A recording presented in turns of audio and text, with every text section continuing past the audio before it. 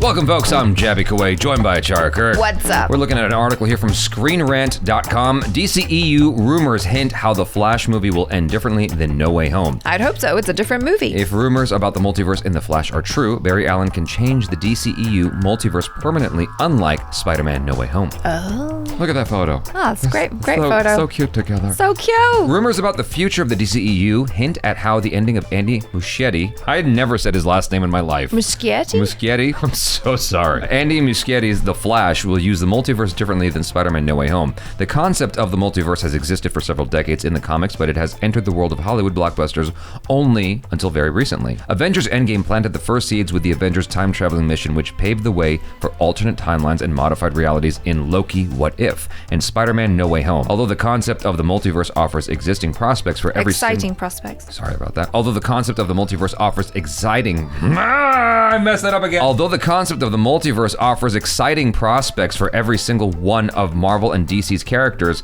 it doesn't actually have clear guidelines. Across the comics, movies, and the Arrowverse's Crisis on Infinite Earths, many alternate realities appear, get destroyed, and sometimes get rebuilt. Some of them even merge with others. So far, the MCU hasn't cleared up exactly how the multiverse works, but Doctor Strange in the Multiverse of Madness will probably make it easier to understand. I hope so. As for the DCEU, The Flash is tasked with featuring the multiverse for the first time, and if rumors are true, Barry Allen's first standalone film will also make its changes permanent. Oh. It's highly likely that Barry Allen's trip across the alternate realities will bring definitive consequences to the DCEU, with Henry Cavill unlikely to return as Superman and Ben Affleck hanging the cape in The Flash, as well as the DCEU's departure from Zack Snyder's movie and Michael Keaton's promising future in Batgirl. Fans can only expect to see a very different DCEU after the events of The Flash. So basically, what they're talking about is this idea that with the Flash movie, they're going to try and retcon all of the Snyderverse stuff and just use Barry Allen's powers of being able to alter timelines and stuff like that. I don't really know. This is just from stuff I've read. But this is very non-specific, though. Yeah, but basically, I think they're trying to erase whatever's happened before. To excuse why people aren't showing up? Is that why?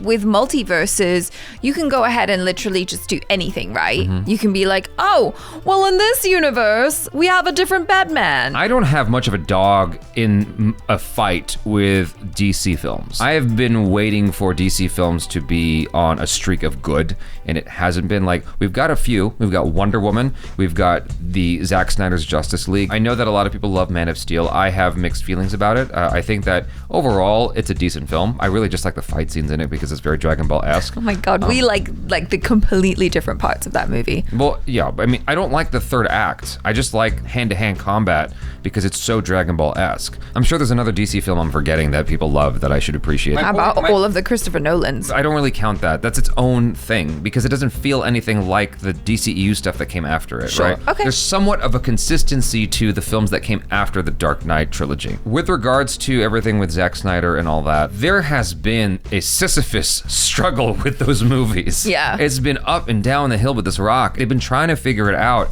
Revamping the entire thing with this multiverse idea is probably a very smart idea. It allows them to just completely get away from what has come before and set a new path forward. WB or DC has been constantly doing this game of catch up with Marvel. Right. And it's like, okay, let's just halt the brakes on all that shit. What do we really want to do here going forward? Let's have a plan, a strategy, kind of like Marvel did, and not try to catch up with them, but just do our thing. Exactly. And do it well. Like, yeah. What is our lane, and how can we do that well? Yeah, that's what you would hope. If you're planning to retcon everything and just kind of start fresh, that's fine. But I would hope that they actually have a good plan, like you say, because it could go horribly wrong. You could just piss off all the fans because everybody really loves the Snyderverse and everything that, you know, Snyder's done so far, and they already love the content. You're just gonna come in here basically with a giant eraser and go gone. If you don't do it right, you could just end up pissing off all the fans and having them throw up their hands and be like, that's it, I'm done, I'm out. First, let me say what negative thing could come. So DC has established a very dark tone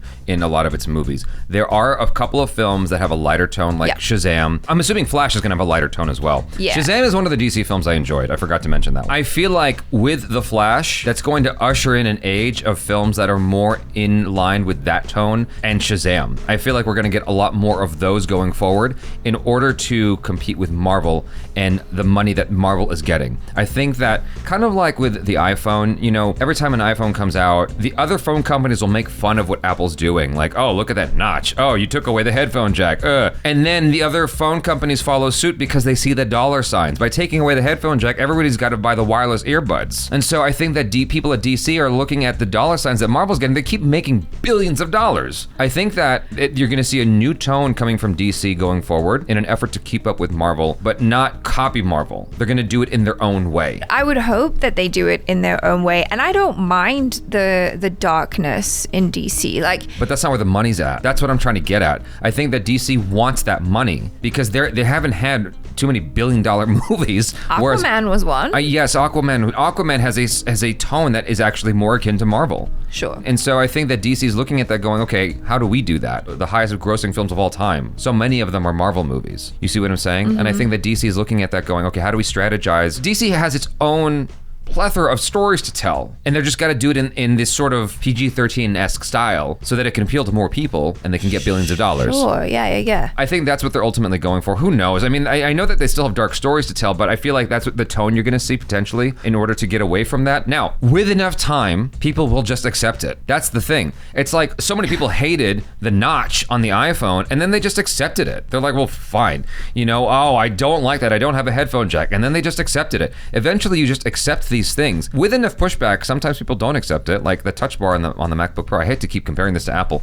but like eventually Apple is like, all right, people don't like the touch bar, so they got rid of it. If you just keep feeding people something, like a certain type of content, then maybe eventually they'll just be like, okay, fine, I accept it. Yeah. And they forget about the old stuff. Mm-hmm. I think that's what could come. Somebody at DC or Warner Brothers doesn't like Zack Snyder. I've seen some things, and my brother's even talked about it way more than I have. I think part of the reason they're completely phasing out Zack Snyder's stuff is because someone over there doesn't like, someone in charge, someone powerful doesn't like him. Either they don't like that so many people like Zack Snyder, or Zack Snyder pissed somebody off. It's probably the latter. I mean, why would you be annoyed that someone doesn't like your director? If people like your director, that only serves you, the company. Because they wanted him gone, and then the audience demanded him back, and then the audience got what they wanted. Someone over there doesn't like that they don't have control. I don't know. There's all kinds of conversations that are there to be had. I mean, because I liked the ultimate version of Batman vs. Superman. It was still kind of a whack movie, but I liked it way more than the theatrical cut. And so I can only wonder what conversations, what arguments happened with Warner Brothers, between Warner Brothers and Zack Snyder. Sure. And then again with Justice League, where he had to walk. I don't want to get into all this. All I'm saying is someone over there doesn't like him. And so all of this is like, there's two things happening at the same time.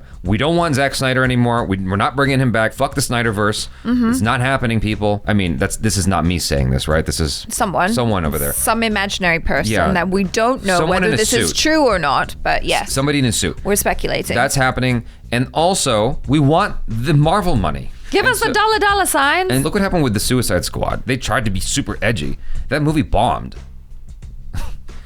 You know what I mean? Right. Like, they went for the darker, edgier tone. Nobody saw it. Well, it was also like still superly in the height of the pandemic. But it doesn't matter. Look what happened in No Way Home. They'll double mask up and go watch it. Also true. You know, when there's enough of a urge for it, of a demand, of a desire, they're gonna go watch it anyway. No one was looking for it.